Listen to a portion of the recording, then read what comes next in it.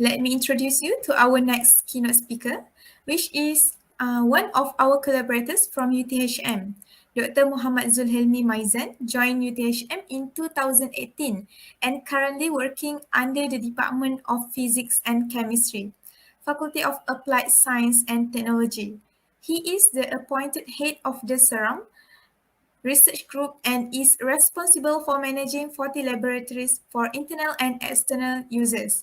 His current research focuses on transforming Muar West Oyster's shells into valuable engineering products and identifying the best strategy to optimize the utilization of calcium minerals from waste materials for local industries.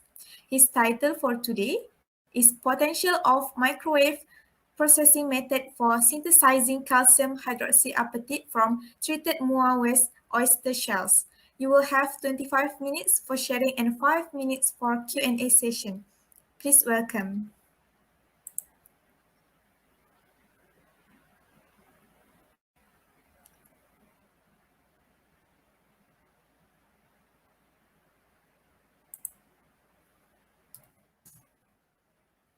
Introduction.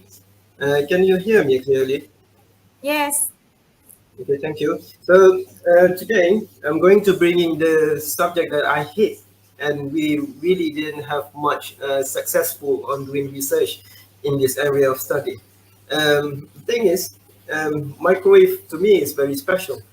Um, it is a good method for processing, but the problem is the issue that we suffer is from controlling the energy and how to couple the energy with the sample.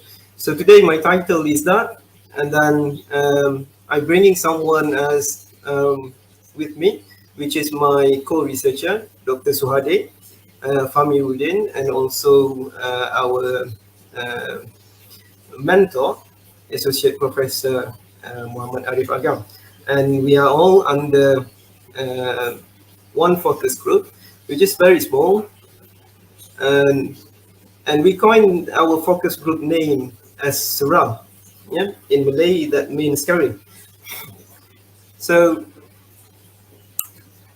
we are very grateful. We are proud to join BioNanoSem, although we are small. Ignore me up there. And here, down here, is 5 senior researcher that build up the team. First left is Associate Dr. Zakino, Deputy Dean of Diploma Study. Second one is Dr. Arif. He is now appointed as Director of Student Development. Dr. Famiruddin, our Head of Department, Dr. Suhade as our Deputy Dean, and last one, our new member, Dr. Saliza. She's working on polymer chemistry, which is much more closer to all of you guys. So the thing is, my background in preparing glass from waste, to be specific, from nuclear waste, because there is not popular subject in Malaysia. So, I'm playing around changing my subject to waste material only. So, to be honest, we are different research area, but I believe we can share something at a lower level, such as characterization method and something like that. And we also have all that new equipment at our campus, Piper. So the background of the study, why I'm visiting back to microwave method.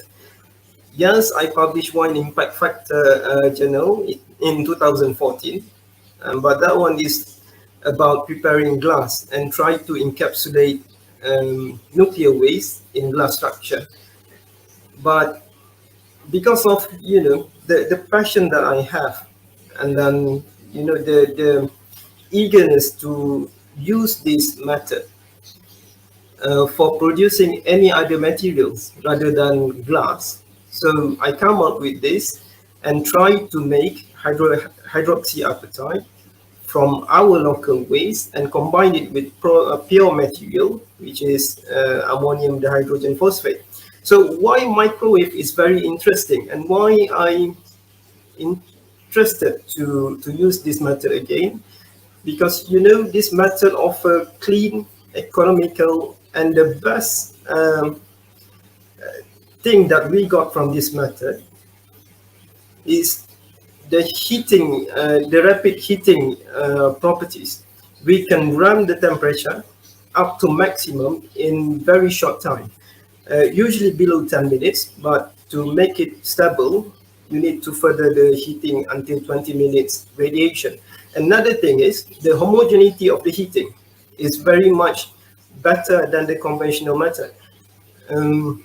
Using microwave, you will generate heat from the molecular level.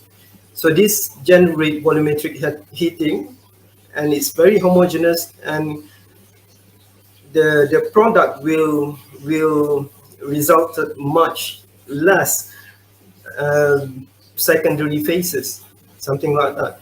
And the setup is very simple, cheap, and it's easy to find.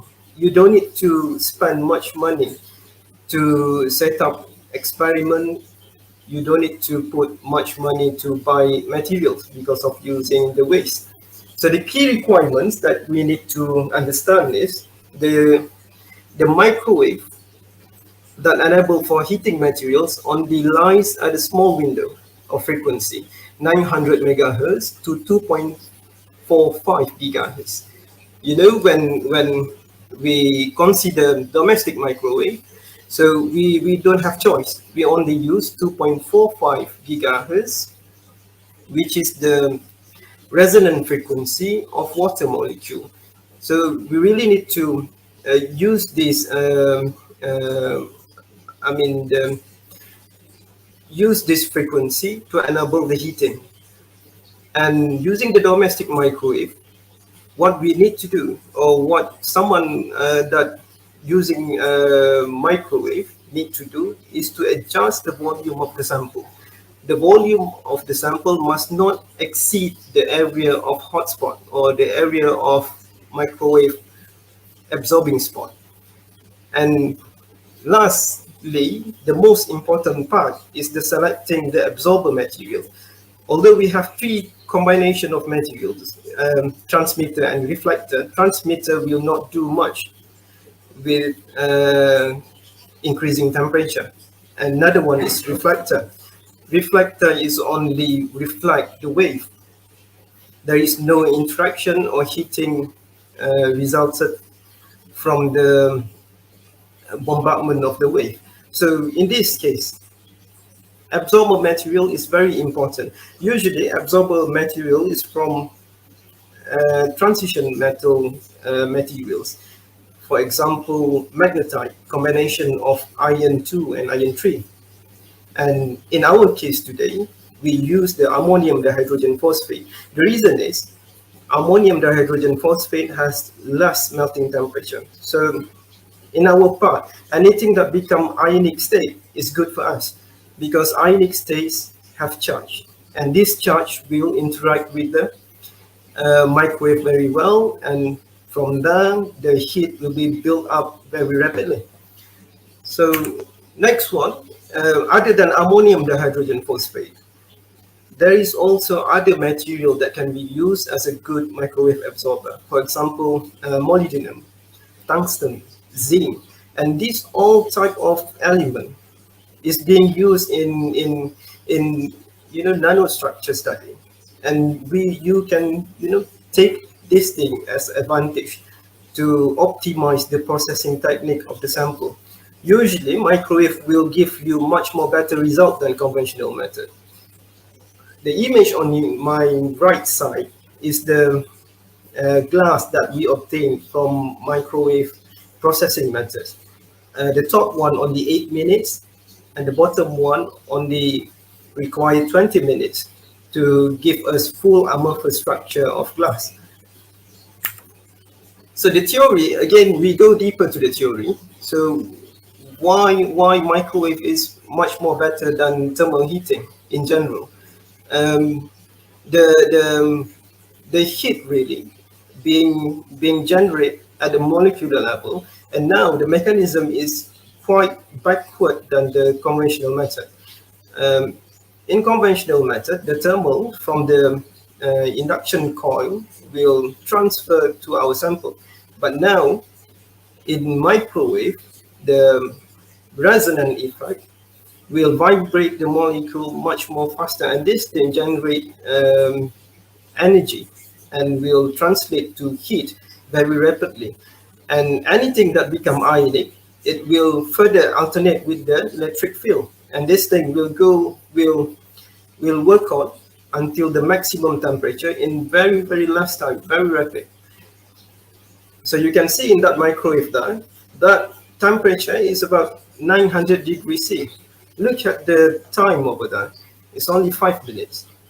So from here, the advantage of using microwave is, you save energy, you generate heating that is very homogeneous, volumetric heating, and then from there, you save your pocket money, your research money, and you don't need to spend more on preparing things, something like that.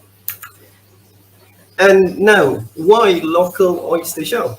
Because this thing began in 2019, the project with the Muar state government. It's all about edutourism, and my background is glass science, and I don't have any background in the tourism. So what I offer to them is to use the oyster shell to make something that valuable, that have high aesthetic value, and this thing can be marketed on the specific people. For example, now we are successful on making hydroxyapatite from this oyster shell. You imagine that someone using toothpaste from our own local oyster shell from Muar, that thing create aesthetic value. Although the market is not for all, but this thing is, will help the tourism of state government in Muar. When we look at the oyster shell, of course, we know that oyster shell rich with calcium minerals, and we can make many things from that. But the issue we had is the volume of oyster shell is not many. It's not like typical general waste. Yes, we can turn that oyster shell to bricks, to tiles, or even glass, but the volume to product ratio in industry is not very well received. So that's why we try to go higher in value of product. We try to focus on hydroxyapatite for dentistry application. For example, maybe toothpaste or artificial teeth, something like that. And what we understand so far from our own oyster shell, we already do thermal heating.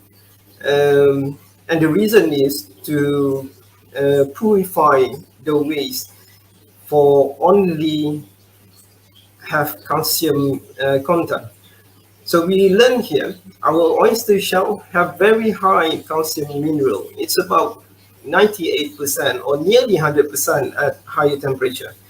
And the contamination here it's negligible.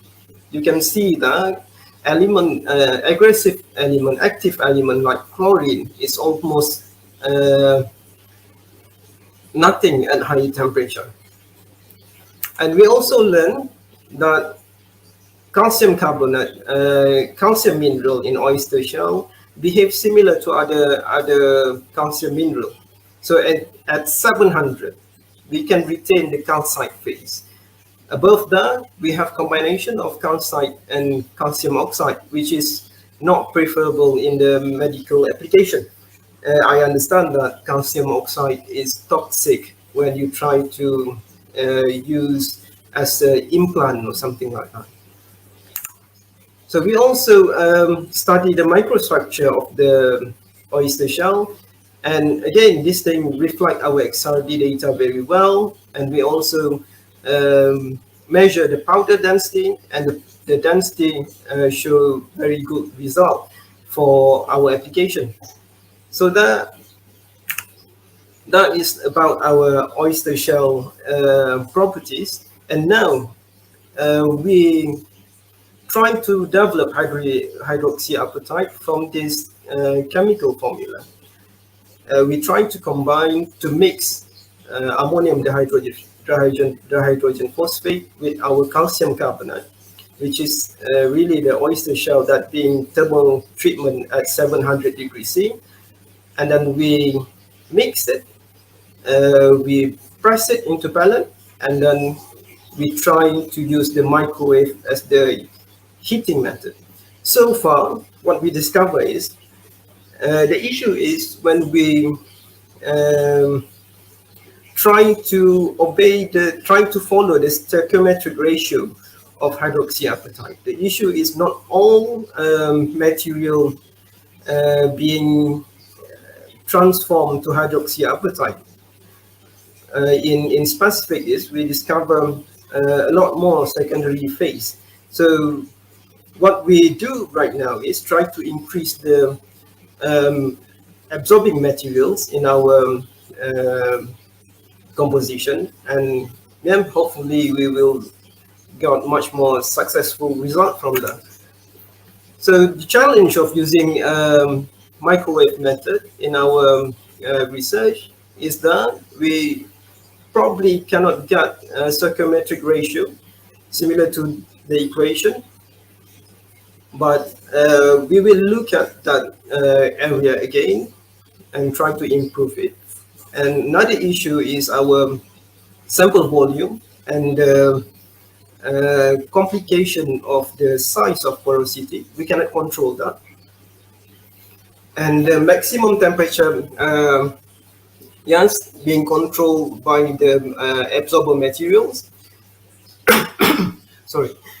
And another issue is aggressive heating. Again, impossible to control. And the cooling of the sample is also difficult to control. We try to propose using hybrid method, but we're still working on that issue. So I think that's it for my presentation. I hope you understand, because we are at different background, and hopefully the listener understand what I speak just now. Thank you.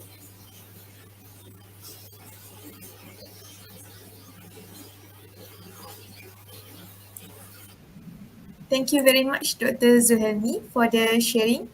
So right now we will move on to the Q&A session for 5 minutes. Doctor, there is a question from Facebook. May I read for you? Dr. Zul, in your knowledge of glass, how is the research in glass able to help our tourism?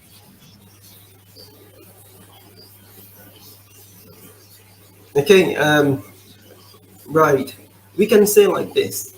You know what? Many people now has been lied by the technology. We take jewelries industry. To be honest, you guys wearing glass more than wearing precious stone. They call it emerald, but it's not emerald, it's glass. Even you guys buying heated stone, and they call it natural color emerald, something like that. So again, because of the aesthetic value that increased the price, we can use oyster shell, or even we can use our ancient glass to make jewelries. And this thing will create income. Also, you know, silica from different historical place. For example, Malacca. You can take sand from there, and then you can turn it into glass, and then you can market it. This is glass being made from sand in Malacca, very historical place. And then when you connect with the history, you you to be honest, you increase the price of that material, and this thing will help the industry, especially in tourism.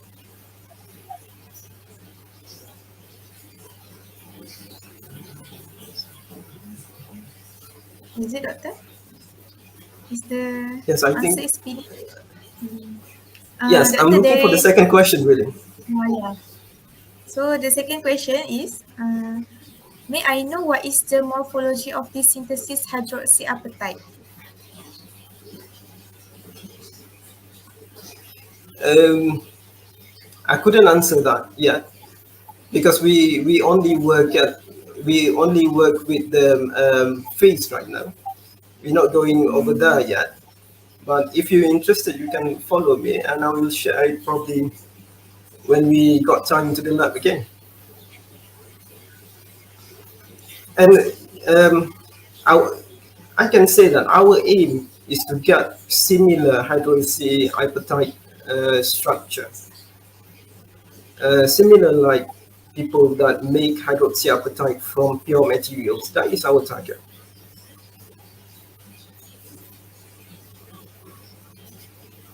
Is that all, Doctor? Any other questions? And I need No. another 1 minute. Yes, you can. Okay then. So again, we can't thank enough BioSem 2021 inviting us to present at your platform. We're very grateful, we're very proud, and we hope we can extend our relationship in the future. And I'm also bringing with me 40 labs behind me. The image is for your for the example. We got a lot of high equipment, and we need to generate something from this equipment. So I'm welcome to all participants, to all viewers out there. I know we are suffered from COVID-19. Many people cannot go to the lab. So Yes, yes. the offer that I might giving you is send your sample to us, and we will run your sample. Don't worry about money. We can discuss about it. And the characterization that close to me is XRD, FTIR, and SEM. Also pignometer. So if you want that data, you can send me a sample, and then I will do the analysis probably for about 1 week or less, something like that. So it's easy, and this is opportunity to student and staff to optimize equipment from the government, and we are happy to help you guys at Pago. So hopefully you all got that message, and I'm waiting for the sample. Thank you. Okay, thank you, Doctor, for your wonderful sharing and your response. Okay.